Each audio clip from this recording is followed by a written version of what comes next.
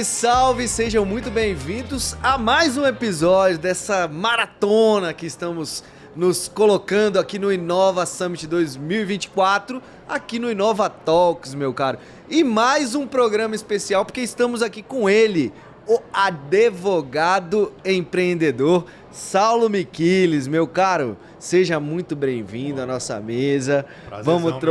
Vamos trocar essa ideia aí, falar um pouco dessa tua jornada, como é que você saiu desse universo do escritório para ir empreender dentro da sua área, dentro das áreas que a gente vai conversar aqui um pouquinho, né? Vamos lá. Seja muito bem-vindo, se apresenta, fala um pouquinho quem é o Saulo Miquiles. Obrigado, Dan. Obrigado. Bom demais estar aqui com vocês. Nós somos, além de tudo, empreendedores do mundo dos podcasts, né? Então, perfeito, parceiro de mesa aí. Prazerzão estar aqui. O seu é o Rainmakers. Rainmakers. Qual que é o conteúdo, o que você aborda lá? Histórias inspiradoras de quem já fez chover. Então, empreendedores legal. para trazer histórias, inclusive quero levar vocês lá. Tá feito o convite aqui, ó. Tá registrado. Já sabem tá que se eles não forem lá, o convite está feito. Estaremos lá, não pode marcar aí que a gente vai, com certeza. Fechado. Meu amigo, eu sou de formação, eu sou economista e advogado. E desde do meio da faculdade ali, que eu fiz as duas juntas, eu já direcionei mais para advocacia. Uhum. Mas eu nunca fui muito fã do formalismo exagerado do direito. Essa coisa de latim, terno gravata, de falar difícil, isso nunca foi muito para mim.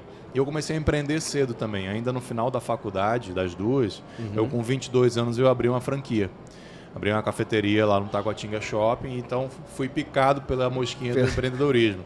Então, cara, formado em economia, sendo empreendedor, o caminho naturalmente me levou a ser advogado de empresas. Né? Então, ali, tendo contato com a advocacia de empresas, com empreendedores, eu mantive essa chama acesa, uma das chamas que me movem, do empreendedorismo. Então, eu trouxe essa cultura empreendedora, que depois eu fui buscar nas startups também, a gente vai chegar lá, para dentro da advocacia. Então, mas antes disso, Saulo, peraí que você acelerou bem aí.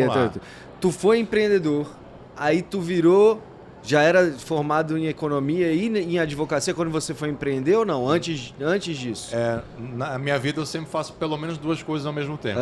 Então, na verdade, quando eu abri a cafeteria, eu estava escrevendo monografia de economia no 7º semestre de Direito. Estava fechando a economia e no 7º semestre de Direito e fazendo uma obra em shopping para abrir uma franquia. Porque tinha tempo sobrando, né? Tempo sobrando, tranquilo. Aí eu comecei a ter cabelo branco com 23 anos.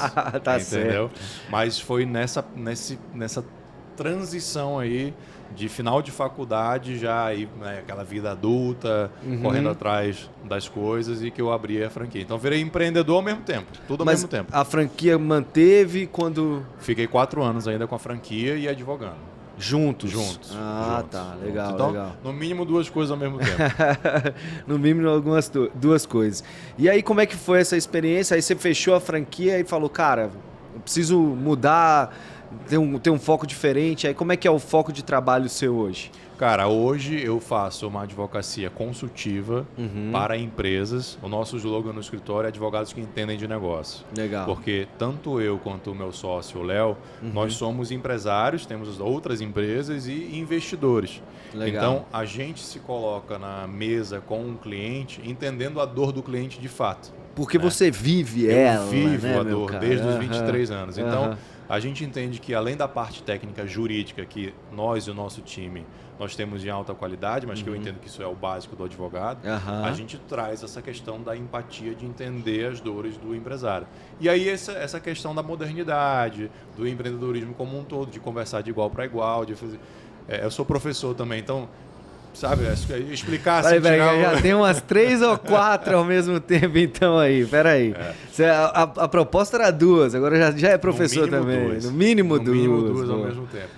Mas essa pegada do professor, na hora de você sentar com o cliente empresário, ao invés de eu ficar lá falando difícil, latim, jurisprudência, etc., não. Eu falo na linguagem dele, adaptando para a dor dele. Sim. Então, a gente entende que essa empatia e a maneira de gerir o escritório como uma empresa, que poucos advogados fazem isso ainda hoje, são diferenciais. Perfeito. Entendeu? Advogado, médico, Perfeito. Dentista. Liberais, dentista. Exatamente. A maioria deles não trata como uma gestão de empresa ali, ele está prestando serviço e por um acaso tem que emitir nota fiscal. Exatamente. Quando ele está emitindo, tem um contador, já tá fazendo isso. Se tiver um conta azul plugado, o cara tá avançadíssimo. Exatamente, exatamente.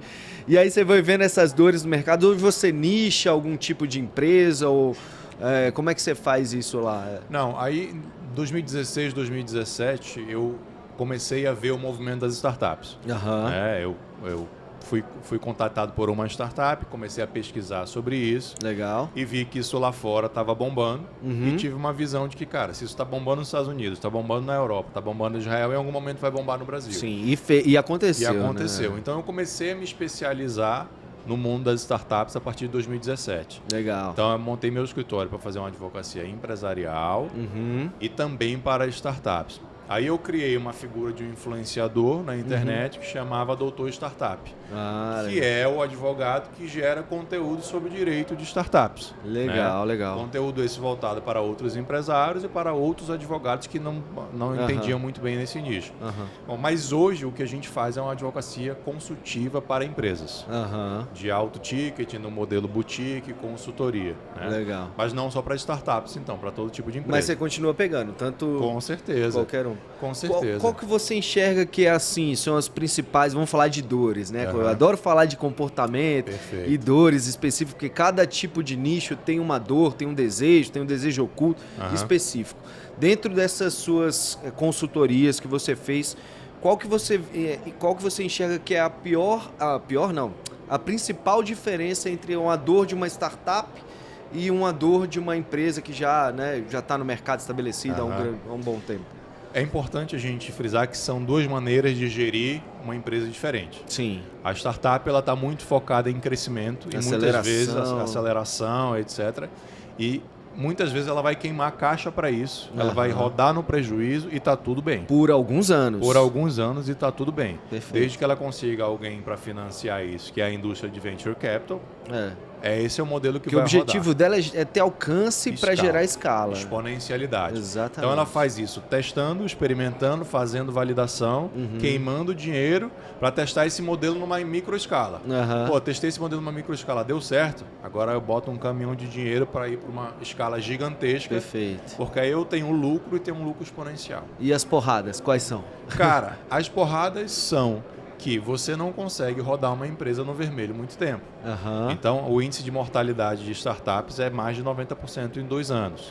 Porque é um modelo de gestão ingrato. Sim. Se você pensa, você rodar as coisas no prejuízo, num modelo enxuto em que você tem que contar centavos para fazer algo grandioso, pelo menos o teste de algo grandioso acontecer, isso é muito difícil. Então, a dor na minha área que você está perguntando é assim, cara, esses caras eles têm ideias mirabolantes, mirabolantes no bom sentido, gigantescas, que podem mudar o mundo, que podem fazê-los milionários ou bilionários, mas eles não fizeram um contrato social direito, eles não fizeram um acordo de sócio direito, eles não têm acertos de sócio. As próprias parcerias que às vezes eles trazem. Exatamente. Né? Aí chama um desenvolvedor para ter um vesting, que é o cara que ele promete dar participação societária, mas não bota no papel. Até o tipo de participação societária dos investidores, de tudo, Exatamente. Né? Vai ter rodada de investimento, não vai ter? Qual que é o retorno que o cara está esperando? Isso tudo tem que estar em contrato, né? Exatamente. Quanto tempo você está disposto a você na física ralar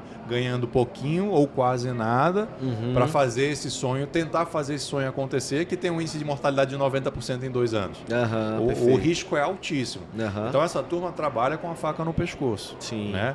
No modelo de empresa tradicional, essa lógica ela é um pouco invertida. Né? Você monta uma empresa rezando, torcendo e trabalhando para que no primeiro mês ela dê no positivo, ela dê lucro. Perfeito. Ok? Claro que isso faz com que você tome decisões de gestão diferentes. Então, às vezes o equity não é tão importante, mas sim a lucratividade.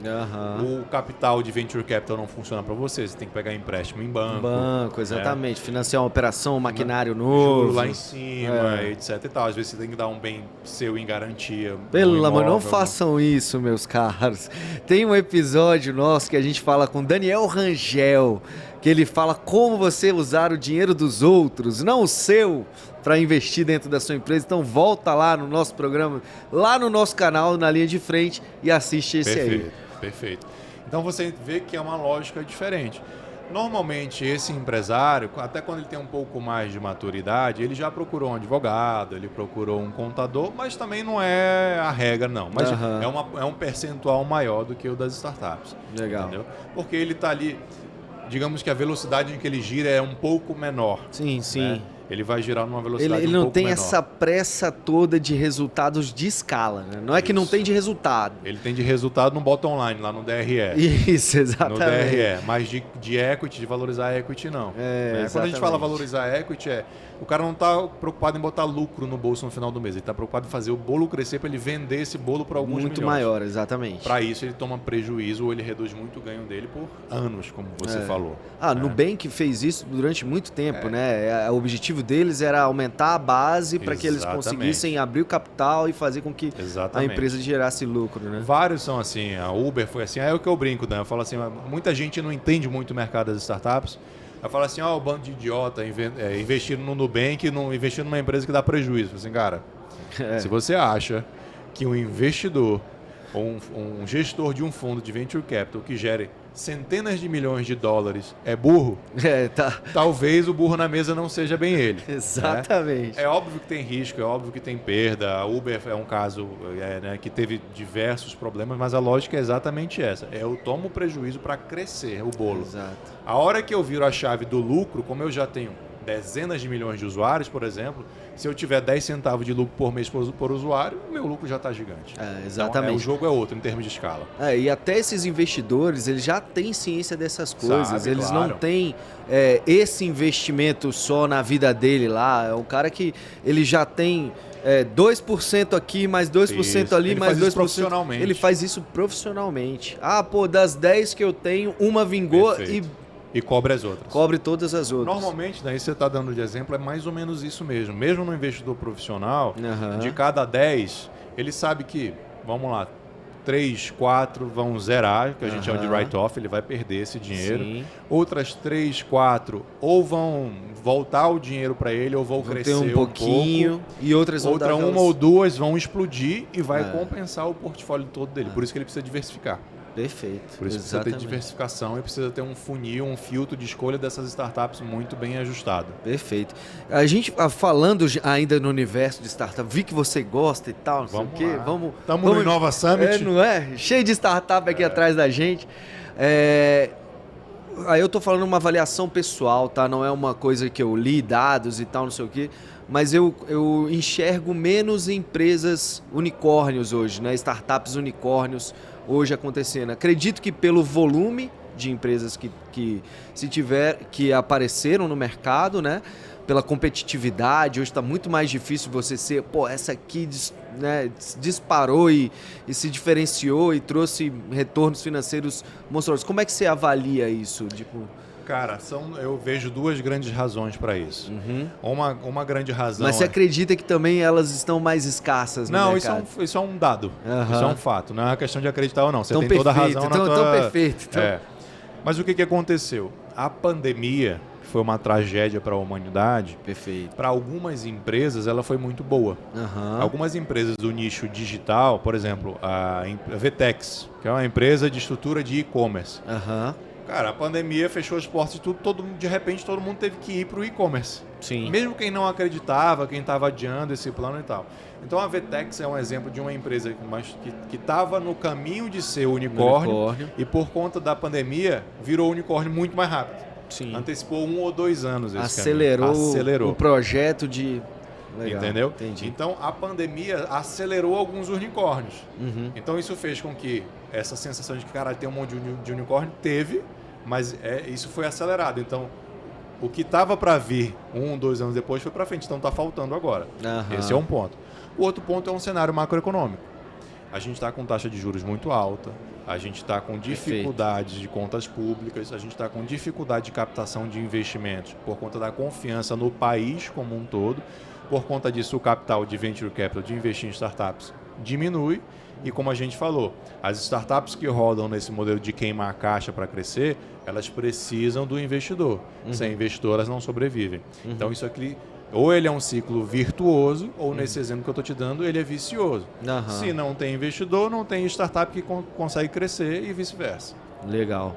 Pô, muito bom, Saulo. Cara, fala aí para as pessoas que estão aí do outro lado assistindo a gente, os empreendedores, né, e os que estão pensando em abrir uma startup. Cara, o que eles não podem errar desde o início? Se fosse dar uma dica, cara, vai começar, ou o cara que já está começando, cara, olha para tal lugar, qual que seria? Beleza, eu vou dar uma dica, então, de gestão empreendedora e uma dica jurídica. A dica de gestão, a dica do mundo das startups é assim, cara, resolva uma dor, mas não se apaixone pela solução que está na sua cabeça, pelo desenvolvimento que você quer. Se apaixone pelo problema, saiba tudo do problema, saiba todos os detalhes do problema e teste várias maneiras de resolver aquele problema. Normalmente, quando a gente pensa num problema, a gente pensa numa solução. E a gente se apaixona por essa solução, que é a primeira ideia que a gente teve. Excelente. Só que às vezes essa não é a melhor ideia. Sim. Ou pelo menos ela ainda não está lapidada o suficiente. E como você está apaixonado, você não desapega. Exatamente. Então você não desapega. Apaixone-se pelo problema e vai desapegando da ideia e vai testando. Vai para o que no mundo das startups se chama de MVP, de experimentação. Né? Vai experimentar. Talvez aquela sua primeira ideia te leve por outros caminhos que são muito melhores. Então essa é a dica de gestão. A dica jurídica é, cara, você chamou um sócio, um amigo, um primo para fazer sociedade, cara, faz um contrato. Ah, mas eu não tenho dinheiro, não sei o quê. Eu entendo você. Eu atendo diversas startups. Tudo bem. Manda pelo menos um e-mail e pede para o cara responder.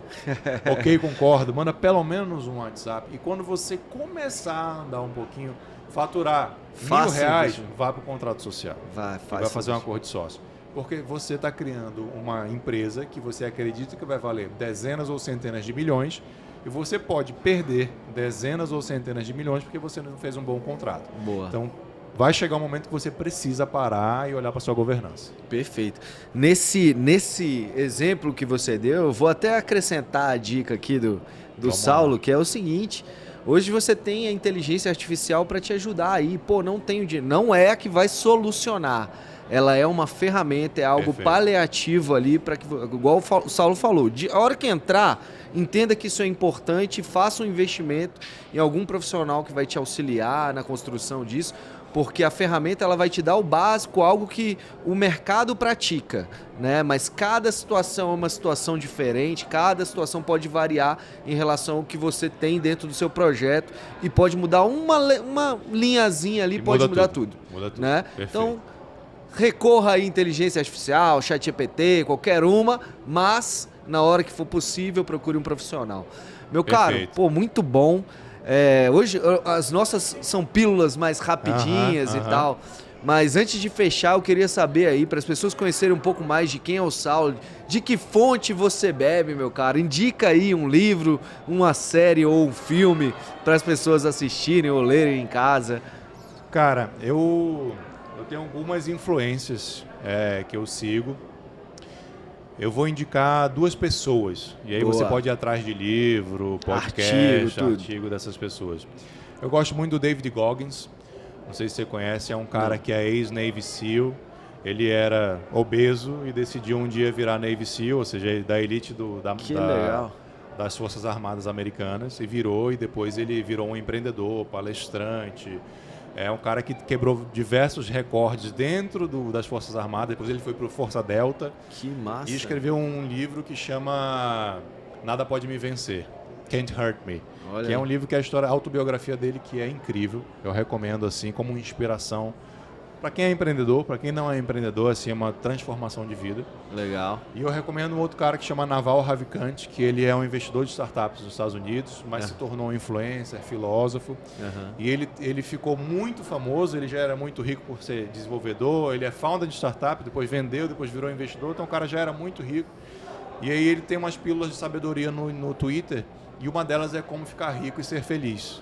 Olha aí. E, cara, isso explodiu, depois botaram os tweets dele num livro, então, Naval Ravikant, o livro chama O Almanac, são 2, e aí vale seguir no Twitter, os 2, no Instagram, ler os livros, são ouvir ativos, podcast, são ativos, legal, cara, bacana. muito Os 2 bom. têm podcast?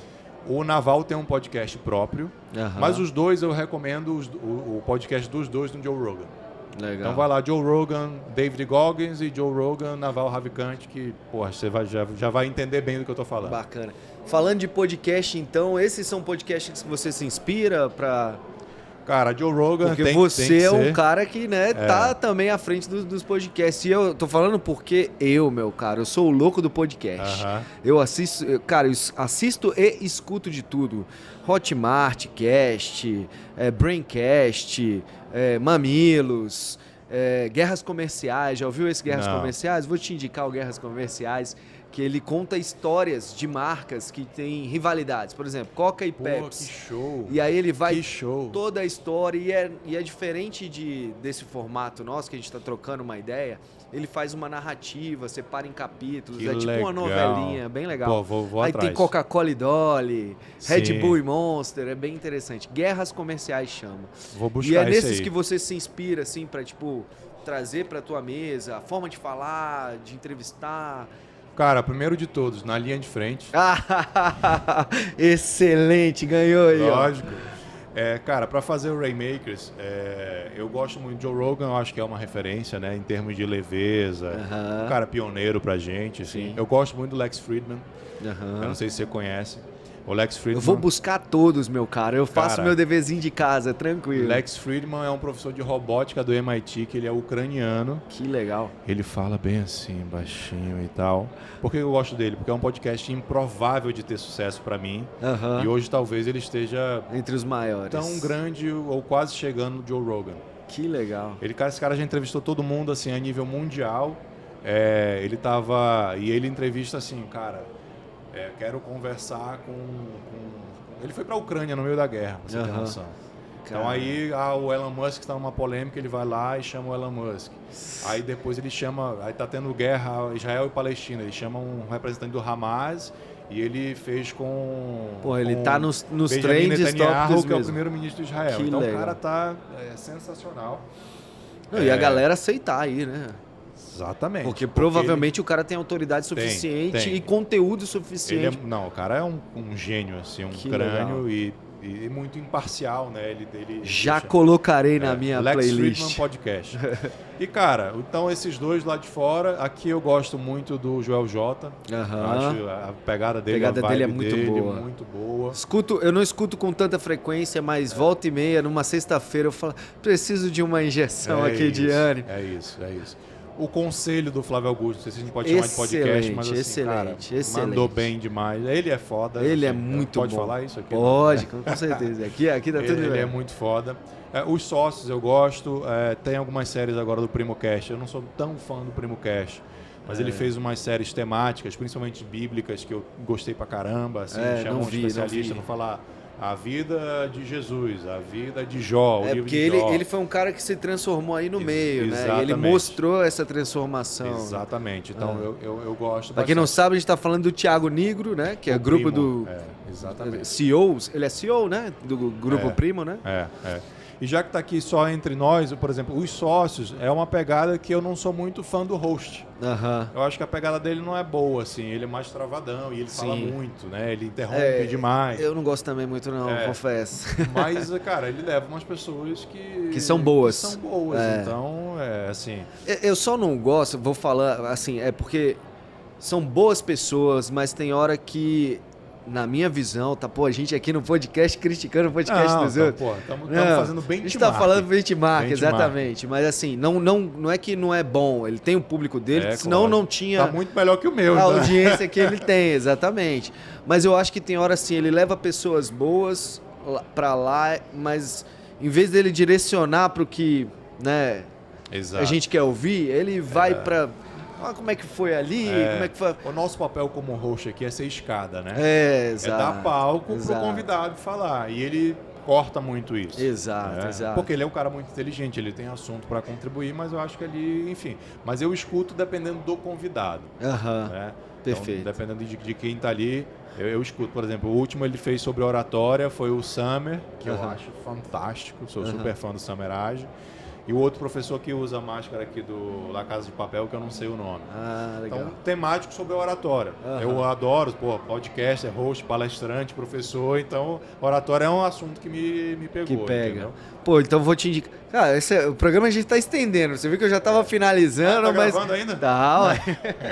Segue o baile. Mas vou te indicar um outro cara que é o Metaforando. Você já viu? É um canal do YouTube e ele fala de comportamento, né? Ele faz análise de comportamento gestual, visual e de fala. Então o cara gaguejou, ele tá se sentindo acuado e ele tá usando a estratégia tal. É bem interessante para você assistir. Metaforando.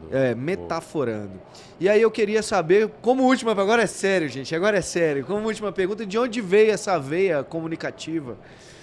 A empreendedora eu já sei, né? Cara, eu acho que aqui é inato, assim, E por que eu digo que é inato? Porque eu sou super tímido, eu não sou uma pessoa sociável, mas eu descobri, e aí acho que assim, num processo de autoconhecimento, que talvez o meu maior dom seja explicar. E sendo esse meu propósito ou dom, eu preciso botar isso para fora para contribuir com as pessoas, com a sociedade, com a humanidade, como você quer que seja. E aí, se você for parar para pensar, unindo que eu gosto de explicar, que eu gosto de comunicar, que eu gosto de ser professor e que eu gosto de ser empreendedor, aí o Rainmakers vem como a plataforma que une isso tudo. Que entendeu? Legal, que bacana. É um pouco isso, mas acho que isso é inato, que óbvio, as pessoas quando dizem que algo é inato, elas entendem que, então, quando é inato eu não posso treinar. E se ele tá bom assim, ele nasceu assim. Não. Inato é assim, você foi 20, 30% do caminho. Os outros 70% você treina. Tem que, exatamente. E se você não nasceu com esse talento, você ainda consegue treinar os outros 70%. Então, não acho que cai do céu, ele caiu do céu, eu nunca vou conseguir. Não. Então, acho que essa parte de querer fazer veio inato, mas a gente está sempre estudando, treinando. Tem que estar, né, meu caro? Sempre se movimentando. Meu caro, muito bom, Saulo. Obrigado aí pela presença, obrigado pelo seu tempo. E é isso aí, galera. Vocês querem onde é que tá, meu caro? Tá na principal? Tá na principal, muito obrigado. Querem continuar aqui, tendo aulas, porque todo podcast aqui, todo episódio é aula. Fica com a gente aqui que a gente vai trazer mais pessoas para engrandecer, enriquecer o seu repertório. A gente é a média dos melhores repertórios que já passaram por nós. Então, fica com a gente aqui no Inova Talks, no Inova Summit 2024. Valeu!